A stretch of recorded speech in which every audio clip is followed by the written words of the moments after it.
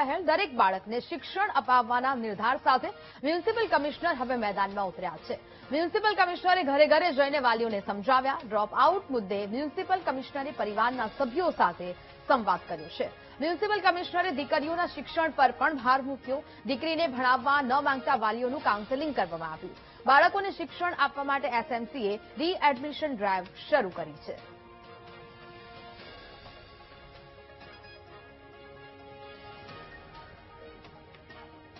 સ્કૂલમાં ગઈ હતી કેટલા સુધી? 7. 8માં બાકી છે. એસએમસી ના શાળામાં જ આપણે કઈ આપીએ વ્યવસ્થા, એમને માનસિક સંતોષ થાય એવું કામ કરીશું. અને કેમ તકલીફમાં મૂકવાનું? તમારા સહુલિયત માટે છે. વિચારો. ખુલ્લા દિલ રાખો, સારું જ થશે બધું.